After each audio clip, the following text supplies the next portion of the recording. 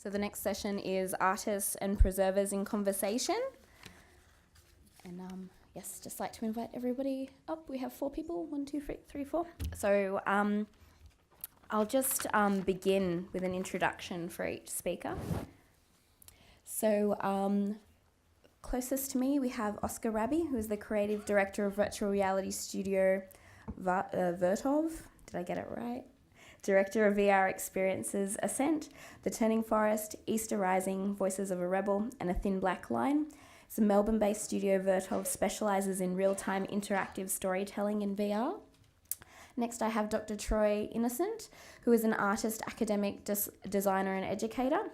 His public art practice combines pervasive game development, augmented reality and urban design, supporting long-term investigation of relationships between wayfinding and play in the city. So his visual arts practice explores the language of digital code in works and of works of design, sculpture, animation, sound and installation. Troy is also a current Melbourne Knowledge Fellow researching playable cities in the UK and Europe. Then next is Candace Kramer, who is a graduate of the University of Melbourne program who has a Master's in Cultural Materials Conservation. She has an interest in time-based media art, which led her to complete her minor thesis on the subject in ACMI's collection, and has completed an internship at the Netherlands Institute for Sound and Vision. Candice is currently a digitisation officer at ACMI. And last is Nick Richardson, who has worked in the film archives for over 25 years and has previously worked at the film archives of the Australian Institute of Aboriginal and Torres Strait Islander Studies in Canberra, where he worked on preserving and cataloguing 30,000 items for the filmography of Indigenous Australia. At ACMI, Nick manages 160,000 moving images items ranging from 16mm film prints dating back to the early 1900s to the latest in digital and VR art pieces. He has a particular focus on enabling public access to these items. He's currently working on a project of digitisation of rare and fragile film and magnetic media, and has recently completed a preservation project on video games of the 1980s, which he's recently presented at art conferences internationally. So I'll let you guys take over from here. Cool. Hello, everyone. I'm going to take the lead, I guess.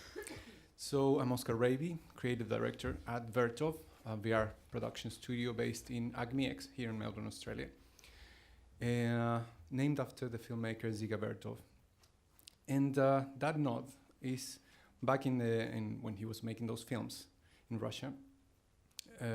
He was thinking about what's happening with this new medium that we have access to, these new machines, cameras, film cameras that we have access to. And there was lots of resistance to the theatricality of these new films. When we work in VRTOV, in our studio, we only work in interactive, real-time virtual reality. And that, for us, is the resistance to the 360 video flavor of virtual reality. We want to make things that happen in real time because we believe that there's a storytelling capacity there in the interaction of the user. One of the projects that we managed to work in was with a collaboration with the BBC Research and Development Department. In 2016, we created The Turning Forest, which is an interactive real-time fairy tale. And it's a beautiful experience, was a beautiful production experience. Also, it was a beautiful story we received from them. And what we received was a radio play. That radio play was a collection of 30 years of technical research into binaural recording. Binaural recording is a particular technique to mimic the way that humans hear sound.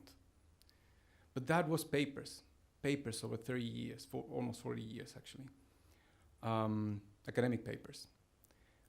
BBC R&D wanted to have an outing, wanted to somehow materialize their research.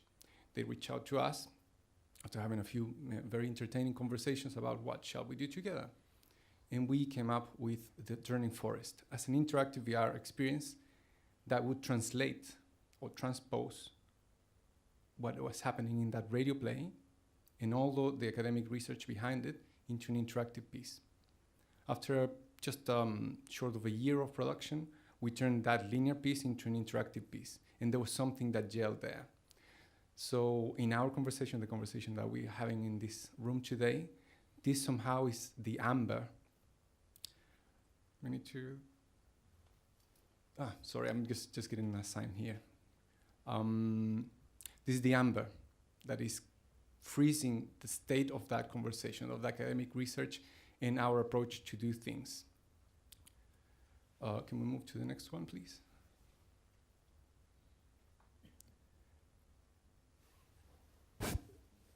Just keep going to the next project, thanks.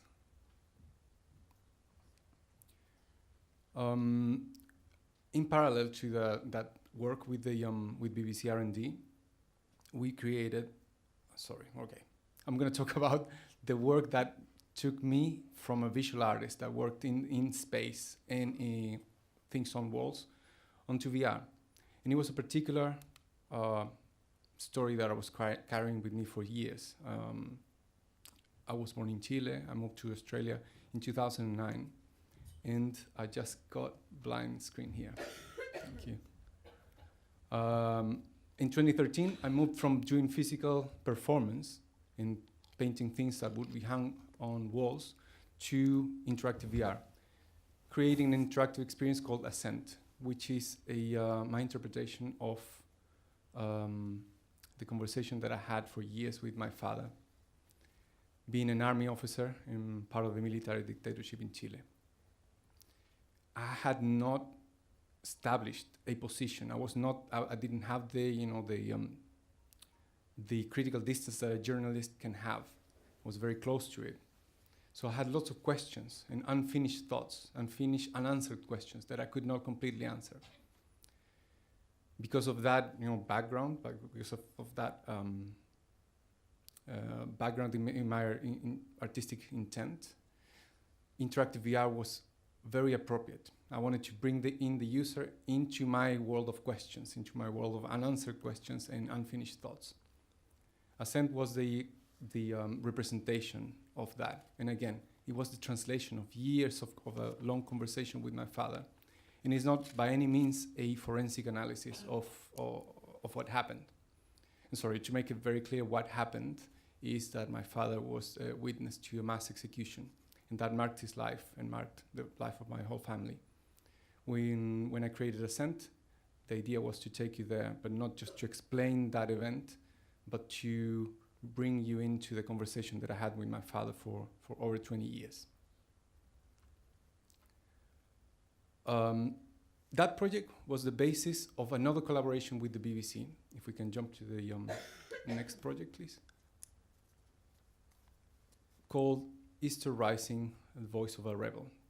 In Easter Rising, we visit the story of a survivor of the Irish uprising in 1916 that led to the independence of Ireland from the UK.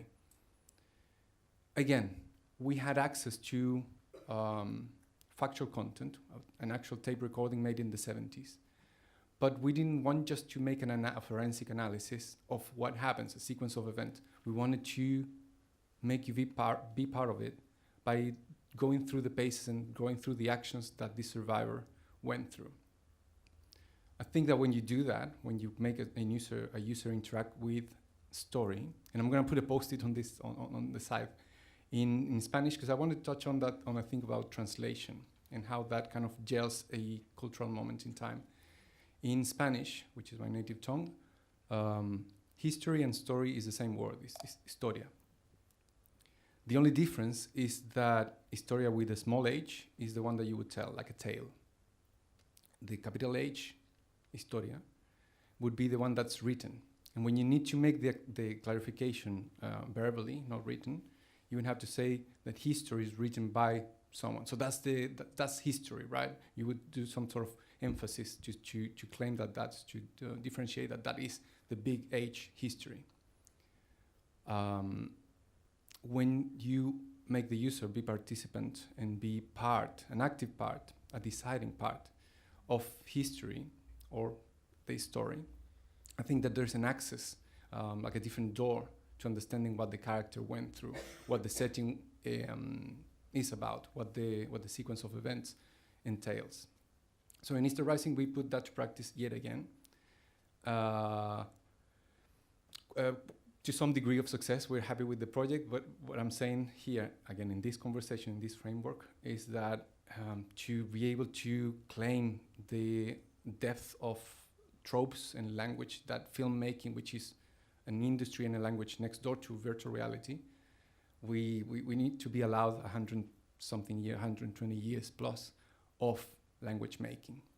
So when I say quite somewhat successful, that means that we arrived at those tropes, small tropes of, if you do something, you get access to the to the character's story, to the character's thought process, perhaps. And lately, which is just early this year, we were able to work with Vernon Aki and filmmaker Douglas Watkin to produce the last project that I'm going to show here, called A Thin Black Line. If we can forward to that one. A Thin Black Line is a reconstruction of the bombing of Darwin in 1942, and told through the eyes and the actions of the daughter of Douglas Watkin, the filmmaker, grandmother. The story of them escaping Darwin while the bombing was about to happen. Again, small moments of interaction just to keep testing our hands, pun not intended, I guess, at introducing interaction as one of these tropes that we want to nail, that we want to find, that we want to collect and progress. That, I think, is my spiel.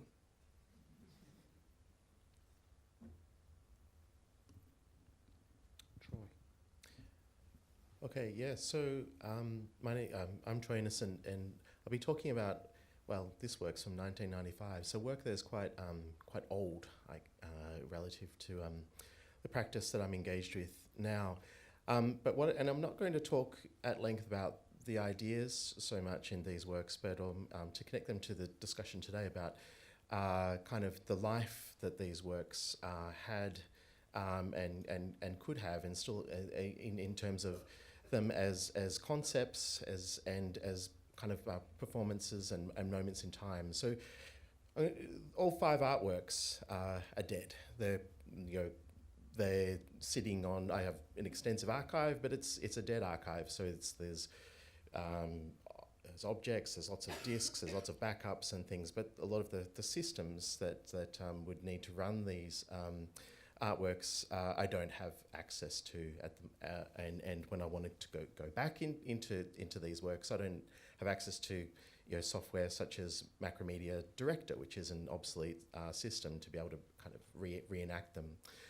But while they're dead works, they are also kind of living in that the kind of major conceptual thread that was going through this set of works is the formulation of a language, a kind of poetics of digital media.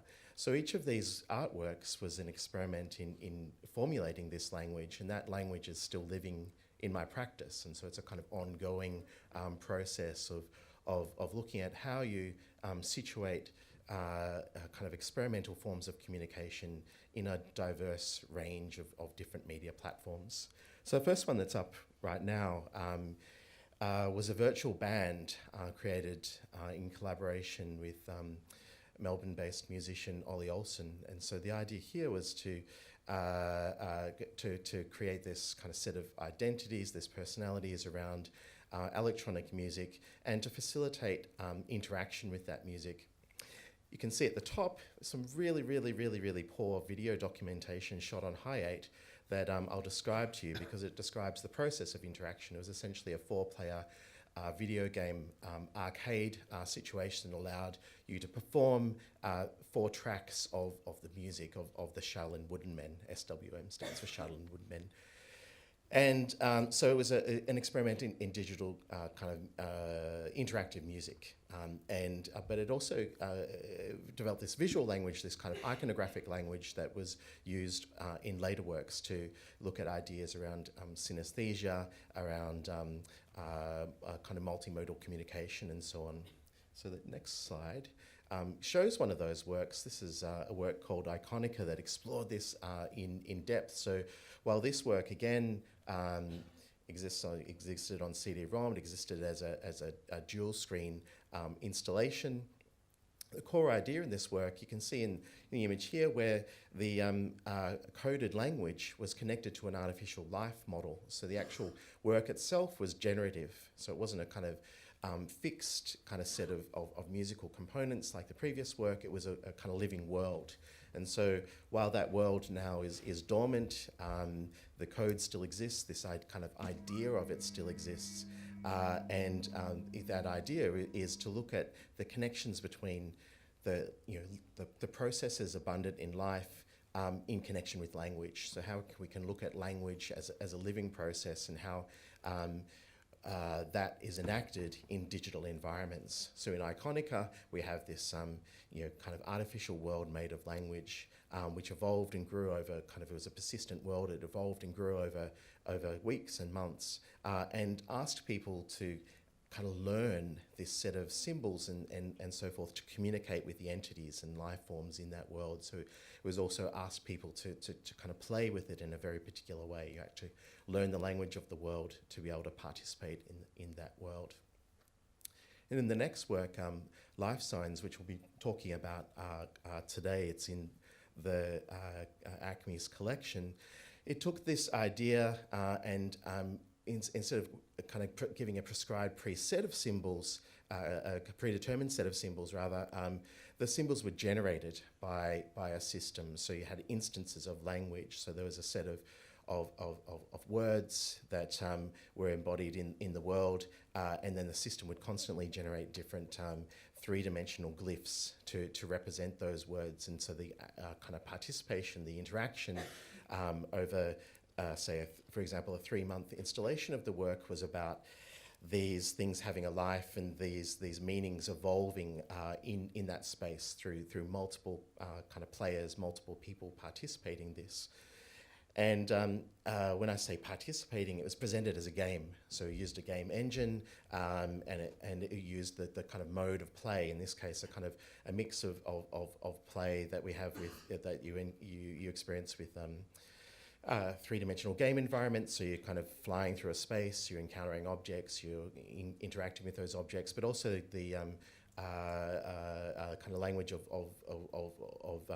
performing electronic music. So it used a kind of touch-sensitive drum pad, so you could perform these objects in a way that was more subtle than just on-off kind of button presses and so forth. There was a kind of performative element to it as well.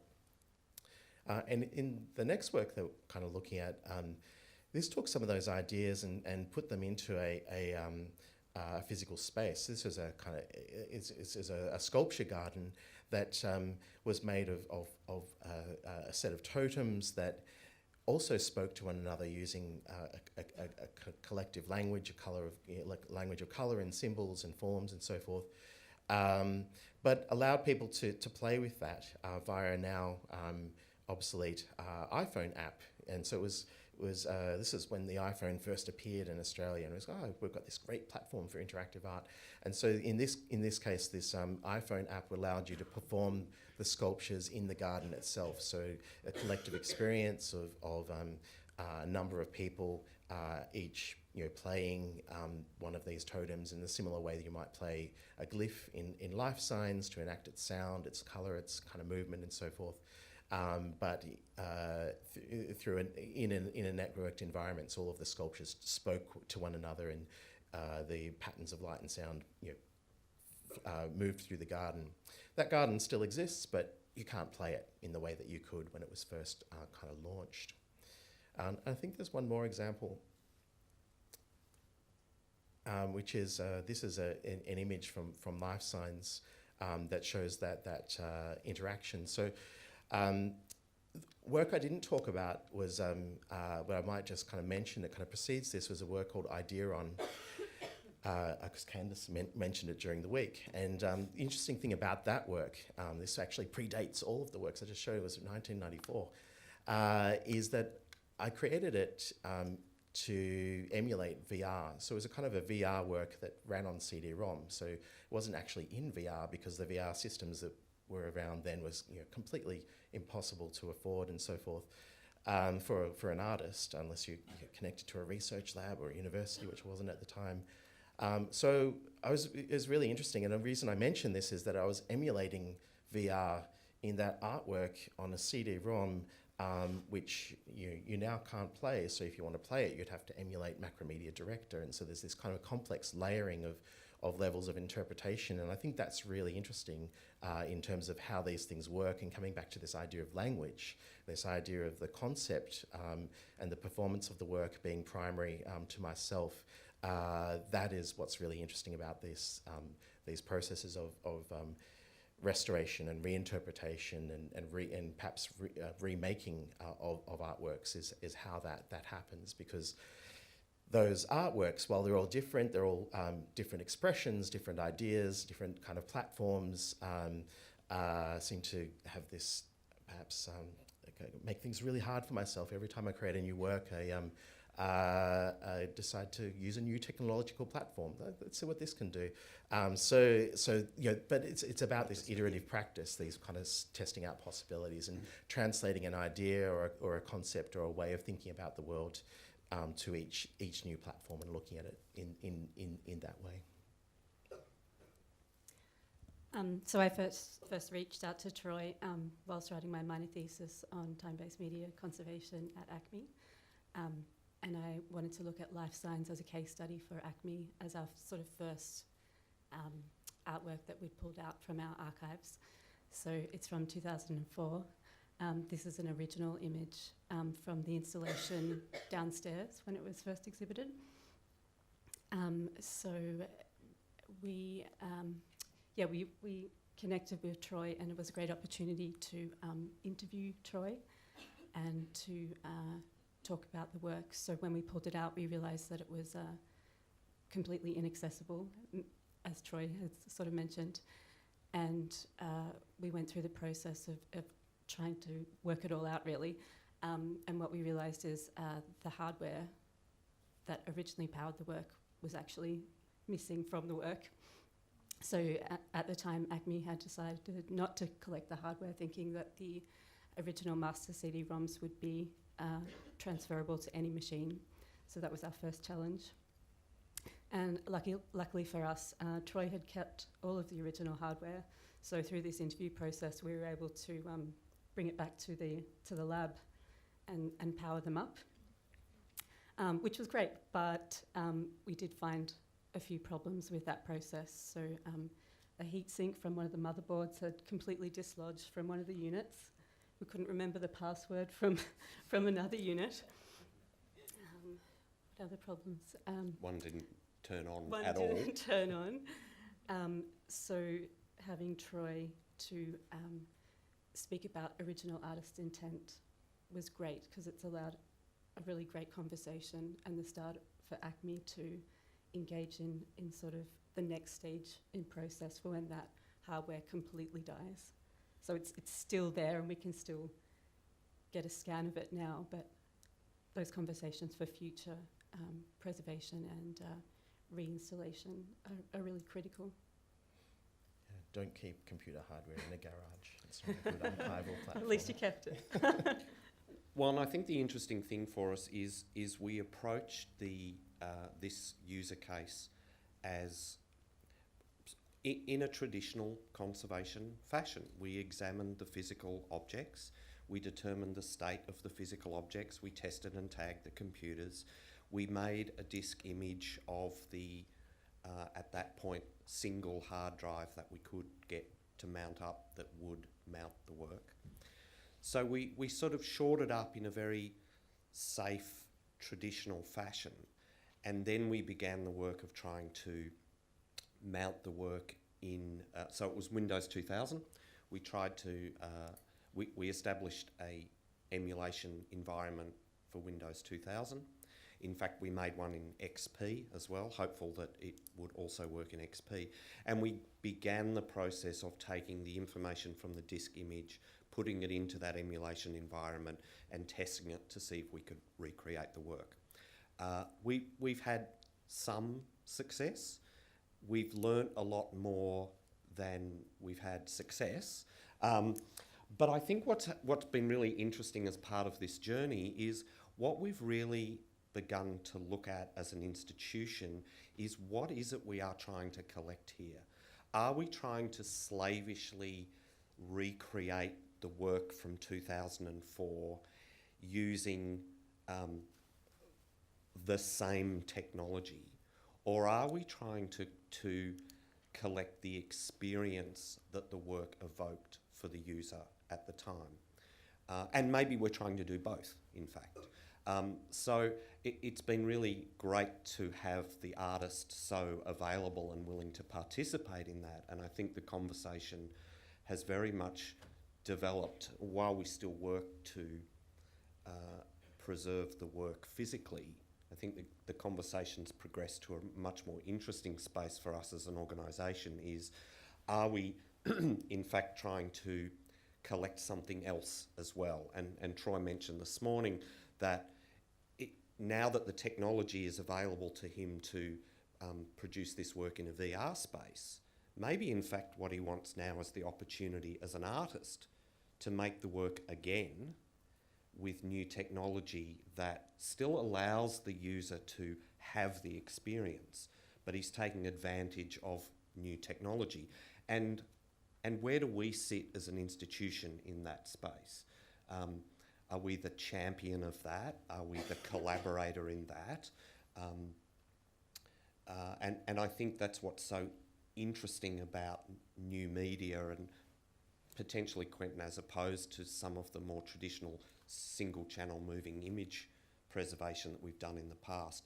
The works are so iterative and they're so generative. We're not just preserving the sound master neg and the original picture neg of a film. It's not fixed in a place and a time like that. I thought, just to touch on a couple of things we've heard this morning too, Gurtu really struck a chord with me, that notion of connection and in fact I felt that Ben was talking about Gurtu too, and in Katrina's question a little bit the same. How do we build a community that can be mutually supportive? How do we begin to recognise the enthusiasts as professionals in a way that we have traditionally recognised trained, academically created professionals? And there was an image in the Muka project slides that I thought was really telling, and that was the fact that there was a glass wall between the editing suite and the space in which people were experiencing what had been edited. And I hope this is fair to say to our Yolngu friends that information in Yolngu society is quite demarcated. People have responsibility for different aspects of the knowledge, and yet here is a much more public demonstration of information from all facets, and it feels to me like that there's still respect for the structure of the knowledge base, but there's this openness now about the fact that people will be doing different things in that space, and there feels like a freedom that glass wall is producing. And I think in a way that's what Ben was talking about too.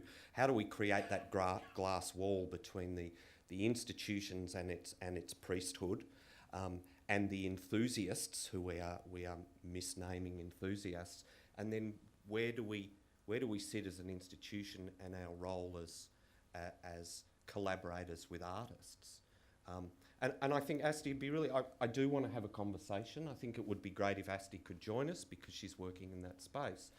But I think I wanted to ask perhaps Oscar and Troy, perhaps for you first, Troy, that the experience that we've had with life science, does that change the way you think about your artistic practice, given that the complexity we've had in trying to bring a work or the experience of a work that is merely 14 years old back to life? Does that begin to shape the way you think about the works you'll produce in the future? Oh, definitely. When we created that work, we thought that we were documenting it in a way that was, I guess, future-proof in a way, in that there is a lot of documentation about it, but it couldn't anticipate things like, this particular sound system not being compatible with future operating systems and all those kinds of things that happen. But even just what I was saying before about looking back on that practice and thinking about it as a kind of a language or a more conceptually driven practice rather than being about a particular instance of the work, that has been something that's come out of those conversations, and also looking at kind of rethinking about how to stage that interaction now, because the way that the expectations and kind of literacies that people have around play and engagement and persistent worlds and all of the things that they're in life science are very different now as well. So there's also, in terms of language, a kind of translation, which is why I'm keen to translate it into a contemporary context. It's only 14 years, but still the ways in which people play and engage with artificial worlds or kind of virtual worlds is different now. There's different possibilities. There's different ways. So for example, I'll give you an example. The touchpads were always, to me, a bit of a compromise because they were quite clunky. You had to hit them, whereas now there's so many ways that you could incorporate gesture and movement and so forth into that interaction. So there's different kind of language of interaction. But yeah, creating future kind of works, I guess, thinking of them now in terms of them being born digital, and even looking back to conceptual art practice of the last century, the starting point really is documenting the idea and the language and the system and the code, because that's the work. So, I don't know if you kind of go as far as just writing the concept of a work and not actually implement it. I mean, you could do that and put it out there for other people to implement. That's another way to think about it in terms of collaborative practice or conceptually driven practice. But yeah, it certainly has changed the way that I kind of see that artwork, and also how I see the practice that I'm engaged with now. And it's interesting too, because for me personally, as an artist, I made that artwork and I documented that practice through a PhD, and I started doing something completely different. I didn't actually look back on that work until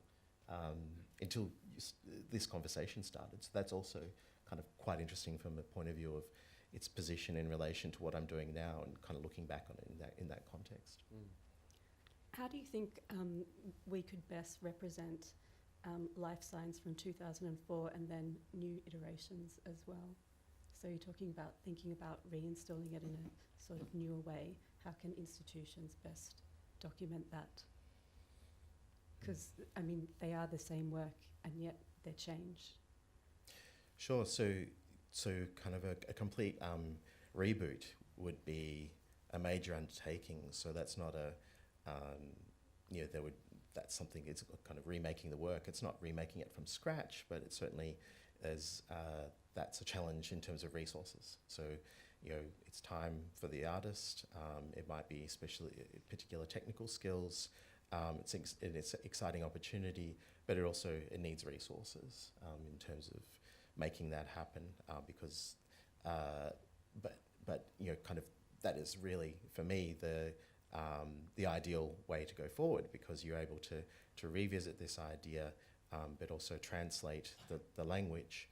And so, kind of talking hypothetically, if say it was that going to be exhibited in another year, with this kind of idea of recreating the work, there some time allocated towards that recreation, but also documentation of the previous kind of work. And so that's where I kind of draw upon quite a diverse range of media. So it wouldn't just be, say, of course you'd have video documentation, of course you'd have photographs such as the ones that have been shown today, and a didactic panel and all of those kinds of things, but also schematics, diagrams, code, yet that explain conceptually how this idea was expressed in terms of an artwork, and then how that new expression of the artwork has that same, I guess, DNA, that same kind of source code, but it's been interpreted in this new way, so that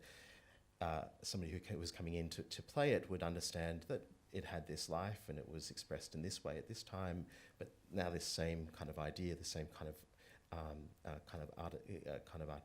artistic idea has been kind of translated into this, and to connect with what Ben was saying, it could then have a life ongoing, so that here's this idea about a generative language and a world in which people kind of interact and affect that language. Then maybe there's future expressions, and maybe some of those expressions are not even things that I make.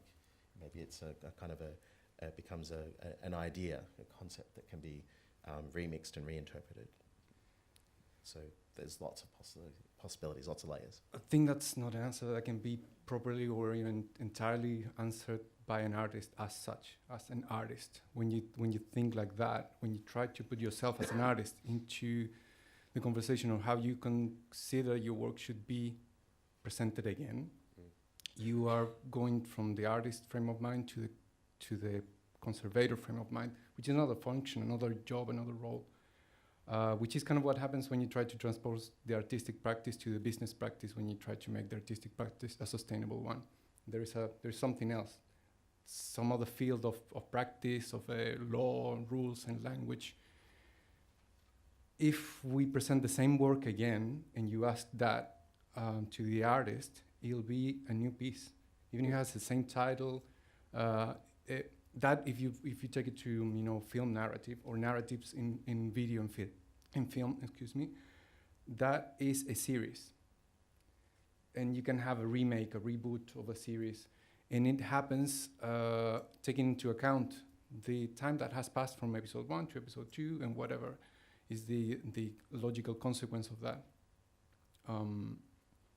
I brought up in our previous conversation, a very brilliant piece by the Argentinian writer Jorge Luis Borges, Pierre Menard, and I'm assuming that some people here already wrote that and that have mentioned it on your papers, which is about a writer that focuses and devotes his days into writing El Quijote, which is the Hamlet of Spanish language, massive tome, word by word, exactly verbatim, the same wording, the same writing, the same style, you could say, without changing a single word, but being very cognizant that he's writing it 400 years later. And Borges thinks of this thing, and he portrays the whole story of the process that Pierre Menard went to rewrite Quixote again. The whole book, the whole story of Borges, sorry, it's not a book, it's a small, short story, revolves around that. And it makes me think of this. I think it's a very appropriate allegory to what we're talking about. If you ask the artist to recreate the work, it's a new work. If I could jump in there, we've just, in 2015, the gallery acquired a work by a New Zealand artist, et al., and this work is meant to change. So each time it's installed, it's given a new name. It has core components, but these components can be added and taken away. And it was really, when the work was acquired in 2015, I'm not sure how the institution thought they were going to handle this work that is so evolving and changing as a core purpose of it existing.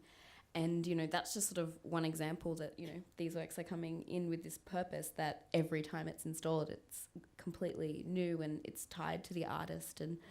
But I also have been in touch with these conversations where the artist has wanted to reconstruct an artwork, has wanted to change technological components, and then there's been this kind of dialogue with the institution about our social and cultural responsibility. I mean, do we want something to look from a specific place in a specific time? The artist may say that, this joystick, I just used it at the time and it's from the 1980s, and just totally change it up and now let's do it in a VR. But I just wonder these conversations about long-term preservation, while they need to take place in order to make sure the work exists, how far we can push it into artist intent of the artwork and the potential loss as well that can occur. Just to address Oscar's point, that it feels to me like, as much as the expectation is that we want the artist to understand the preservation implications, I'd actually turn it around the other way and say that as a representative of an institution, it's me that needs to come and meet you further down the track. The expectation that you understand everything to do with the long-term consequences of the work. It feels like we need to understand where we sit strategically against with our slavish adherence to the preservation of the thing, and our much more nimble and agile and in some ways artistic response to the work, which is the essence of the thing. And we may choose to collect both, or we may choose to collect only one.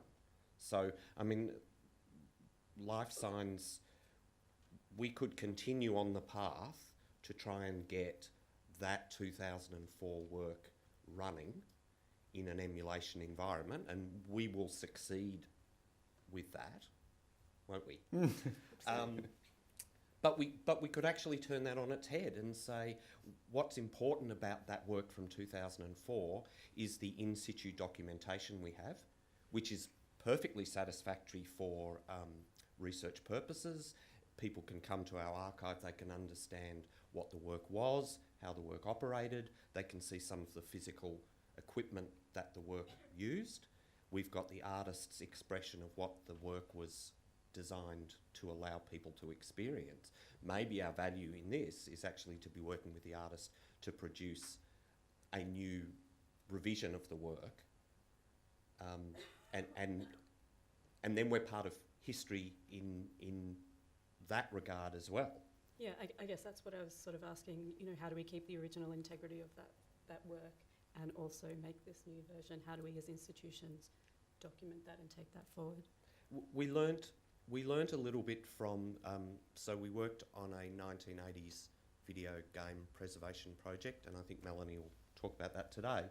One of the things that we learnt, I think, really informs this work we do now. We collected the original cassettes that the games could be loaded on.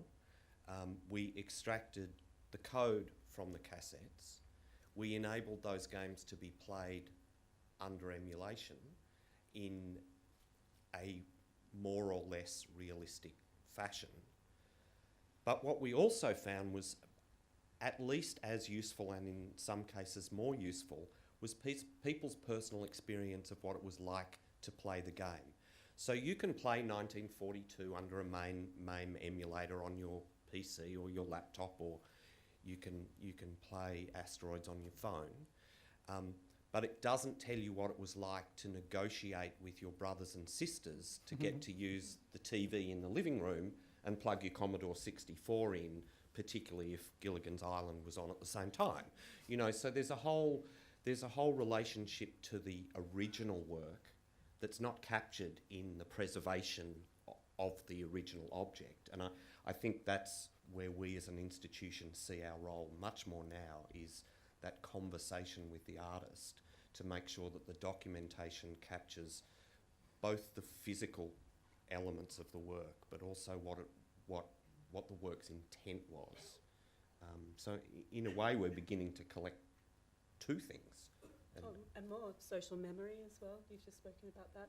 And then when you're loading your video game, the time it takes to load that video game, that experience as well. Yeah, and do you keep the cracker code, and do you acknowledge the hacker that enabled the emulation to exist? You know, what role do they have? Yeah, the recording and performance of games has become huge in the last decade, and so in some cases, I mean, playing a game it can be a huge commitment, time-wise and so forth. So sometimes it's enough to watch somebody perform the game. So there's plenty of YouTubers and kind of people playing games on Twitch and so forth, where it's about this kind of performance of the game, and that's where you get this kind of other form of documentation, and it's a thing that's happening outside of museums and outside of institutions, but it's something that can be adopted into the methodology of collection, is that performance. For example, with life signs, we didn't do it, but I did consider, say, because it's partly about kind of musical performance and so forth, having 4 musicians perform the system, and that could, if we had gone ahead with that could have been something that was recorded and then part of the demonstration of the system, which is from a particular point of view. So because they would be performing it differently than, say, somebody who's just walked in to play the exhibition, or if I, as the artist, or somebody else kind of performs it. So that kind of multiplicity of meaning that comes out of different interpretations, or even maybe Borges playing the game, that'd be great.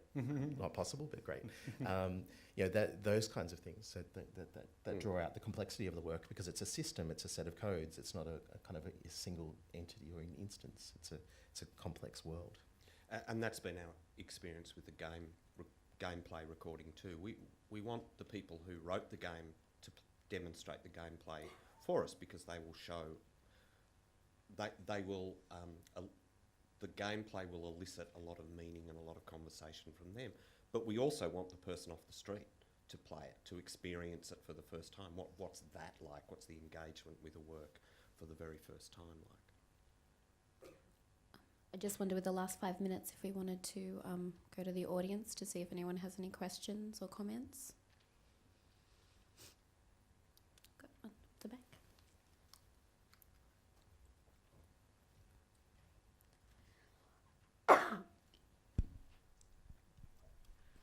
Hi, I'm a programmer, so I've come to a museum sector from a technological background.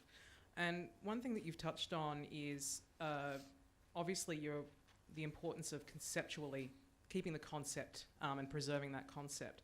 I'm kind of interested in how the iteration of artworks kind of changes how you attribute them as well, and how you are kind of storing the knowledge of everybody who's developed the software packages from before that the artists are relying on to create, and how that kind of factors in. Because artworks are no longer just one person, like you said, they're a system. How are we storing the knowledge of all the people who have built on before? Sure. So Life Science has a credit screen that acknowledges all of the people who contributed to the work, the musicians, the programmers, and so forth. And we've been in touch with them as well. So there's Nick Sandow and also Zon. You've been in touch with, I believe, to ask those questions.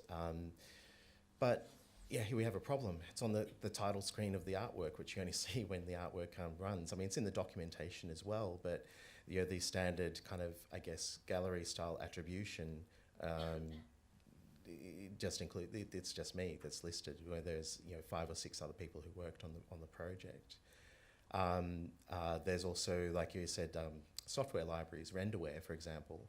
So I mean, while I keep my own archive, it's hopelessly disorganized, but I did manage to go through 200 different disks and find the renderware install disk and make that available as part of the project. But you can't find that online anywhere. So there's, you're right. It's a complex kind of process, and I guess if I had conservation more in mind, which perhaps I will now with future artworks, I would not only keep those things but keep them in a systematic way, because I know that there's these people who've contributed to the project. So there's all of these software libraries, sound fonts as well. It was another kind of component.